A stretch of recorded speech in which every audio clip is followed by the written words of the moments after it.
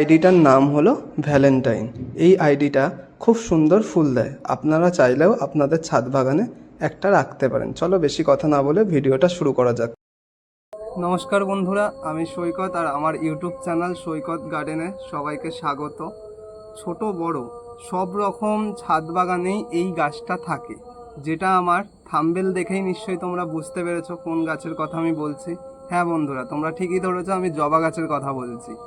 তো আমি যে মিডিয়াতে জবা গাছটা বসাই, সেই মিডিয়াতে জবা গাছ বসালে প্রচুর পরিমাণে ফুল পাবেন আপনাদের ছাদ বাগানে। যারা এখনও এই মিডিয়াতে বসাননি তারা একটাবার এই মিডিয়াতে গাছটা বসিয়ে দেখেন, যে আপনাদের ছাদ বাগানও প্রচুর ফুলে ভরে যাবে, আমি আপনাদের গ্যারান্টি সহকারে বলতে পারি। তো আমরা যখন নার্সারি থেকে কোনো গাছ কিনে আনবো, সেটাকে আমরা হট করে বসিয়ে দেব না, সেটাকে আমরা 1 মাস সময় নেব সেই গাছটাকে আমাদের ওয়েদারের সাথে মানিয়ে নেওয়ার জন্য। যে মিডিয়াতে গাছ লাগাই সেই মিডিয়াতে কি কি আছে তোমাদের একবার আমি দেখিয়ে দিই। চলো দেখা যাক সেই মিডিয়ায় কি কি আছে। এখানে আছে 60% গার্ডেন সয়েল। আপনাদের হাতের কাছে যে ধরনের গার্ডেন সয়েল পাবেন সেটাই নেবেন, বেলে দোআঁশ মাটি হলে খুবই ভালো হয়। আর এখানে আছে 30% ভার্মি কম্পোস্ট, কিন্তু আপনাদের কাছে যদি 1 বছরের পুরানো গোবর সার বা পাতা পচা সার হয় তাও হবে। আর এই হলো লাল বালি। এতে আমি অ্যাড করব 1 চামচ বাদাম খোল। আপনাদের কাছে যদি বাদাম খোল না থাকে 1 চামচ সর্ষের খোলও দিতে পারেন। এরপরে দেব 1 চামচ শিংকুচো, আর তারপরে দেবো 1 চামচ নিম খোল। এই নিম খোলটা মাটিতে দিলে কি হয়, মাটিতে থাকা পোকামাকড়, পিঁপড়ে এদের দমন করে এবং নিমখোল মাটিকে উর্বর করে।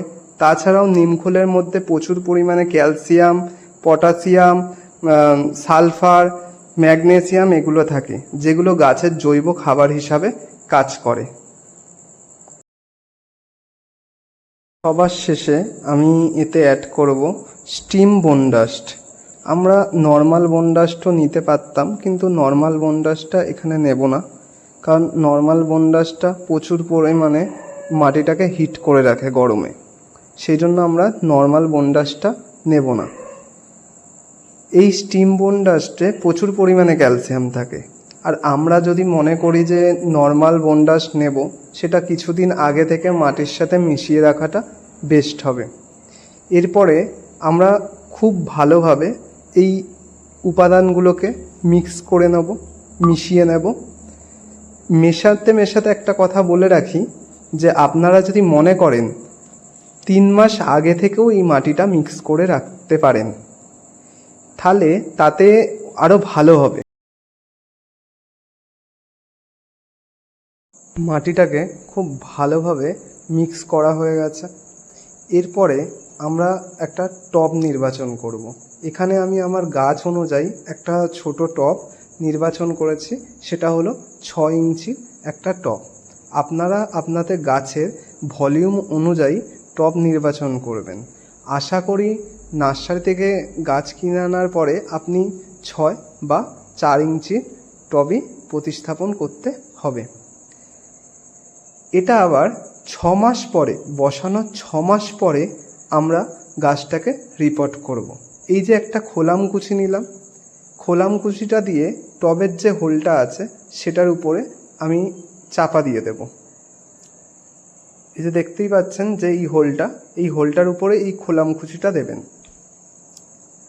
তারপর এতে আমি কিছুটা মাটি নিয়ে নেব টবের নিচে, আর এইভাবে চেপে চেপে দেব, যাতে এর মধ্যে কোনো বাতাস না থাকে। এই বাতাস যদি মাটির মধ্যে থেকে যায় তাহলে কি হবে, প্রচুর ফাঙ্গাসের অ্যাটাক হতে পারে। আর যেটা বলছিলাম আপনাদের, যে আপনারা গাছ অনুযায়ী টব নির্বাচন করবেন। 6 মাস অন্তর এই গাছগুলোকে রিপোর্ট করতে হয়। আমি যে 6 ইঞ্চির পরেই 8 ইঞ্চির টব নিতে হবে, তারপর 10 ইঞ্চির টব নিতে হবে, বা তারপরে 12 ইঞ্চির টব নিতে হবে, এর কোনো মানে নেই। আপনার গাছের ভলিউম অনুযায়ী আপনি আপনার টব নির্বাচন করতে পারেন। আপনার গাছের যদি ভলিউম ভালো হয়, আপনি একেবারে 4 ইঞ্চি থেকে 6 ইঞ্চিতে বা 4 ইঞ্চি থেকে 8 ইঞ্চিতেও প্রতিস্থাপন করতে পারেন। ঠিক এইভাবে গাছটাকে এতে রাখার পরে সাইড দিয়ে মাটিগুলো দিয়ে দেব এবং হালকা একটু চিপে চিপে দেবো, যাতে এর মধ্যে কোনো বাতাস না থাকে, কারণ বাতাস থাকলেই কিন্তু ফাঙ্গাসের অ্যাটাক হতে পারে। আর এতে যেহেতু আমরা খোল অ্যাপ্লাই করছি, তাই সাদামাছি হওয়াটাও কিন্তু স্বাভাবিক। সর্ষের খোলটা অ্যাপ্লাই করলে আরও বেশি সাদামাছি হয়ে থাকে, কিন্তু এক্ষেত্রে বাদাম খোলে অতটা ভয় নেই। গাছ বসানো হয়ে গেলে তো সাইডগুলো একটু চিপে দেব, তো আপনারা দেখবেন যাতে রুটের কোনো প্রবলেম না হয়। আর গাছটাকে কিন্তু তুলতে হবে খুব যত্ন সহকারে, তারপরেই কিন্তু আপনারা প্রতিস্থাপন করবেন। আমার মোটামুটি গাছ বসানো কমপ্লিট হয়ে গেল। সবার শেষে আমি কি করব, এতে জল দেব। গাছে এমনভাবে জল দিতে হবে যাতে টবের সম্পূর্ণ মাটিটা খুব ভালোভাবে ভিজে যায়, তাতে গাছ তার রুট ডেভেলপমেন্ট করতেও খুব ভালোভাবে পারবে।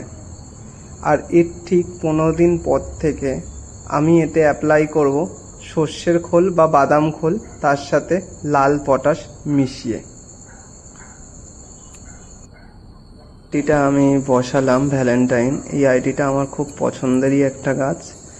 আর তোমরা দেখতে পাচ্ছ গাছটা কত লম্বা। আর কোনো ছোট গাছ পাইনি, তো যেটা পেয়েছিলাম সেটাই নিয়ে চলে এসেছি। এটাকে আজকে তো সন্ধে হয়ে গেছে, আজকে আমি এমনি খোলা ছাদেই রেখে দেব। তো কালকে আমি এটাকে সেমি সেটে দিয়ে দেব। আর আপনারা যারাও এইভাবে মিডিয়ায় বসাবেন, আশা করি খুব ভালো ফল পাবেন। চলো বন্ধুরা, আজকে এই পর্যন্তই, আবার দেখা হবে নেক্সট ভিডিওয়। সম্পূর্ণ ভিডিওটি ভালো লেগে থাকলে একটা লাইক, সাবস্ক্রাইব, কমেন্ট ও শেয়ার করে দেবেন।